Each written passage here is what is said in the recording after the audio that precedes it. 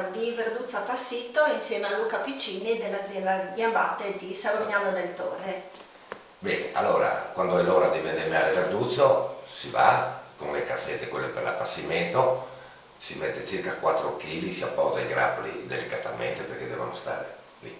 Poi li portiamo a casa, vengono tirati su a mano sulle soffitte e lì diciamo va in appassimento fino a fine dicembre, perdendo tutta l'acqua e acquistando una massa di zuccheri prepotente.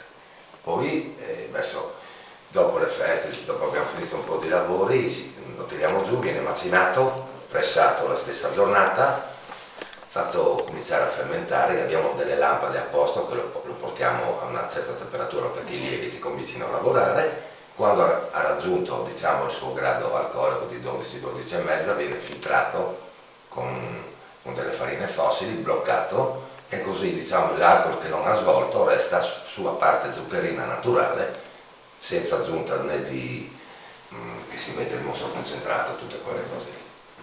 Poi viene imbottigliato e venduto l'anno dopo, sempre un anno per l'altro. Quindi questo è il procedimento del proprio in purezza. In purezza, sì sì.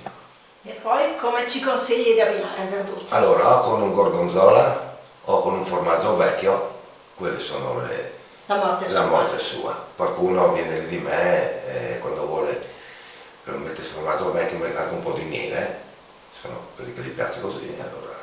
Ma gran parte lo mangi con un formaggio vecchio che sia robusto in bocca, che ci sia il contrasto. Bene, quindi oggi abbiamo visto l'abbinamento del Verduzzo Appassito di Savorgnano con formaggi intensi e stagionati. Ringraziamo Luca dell'azienda di Abate. Ringrazio anch'io e ringrazio voi.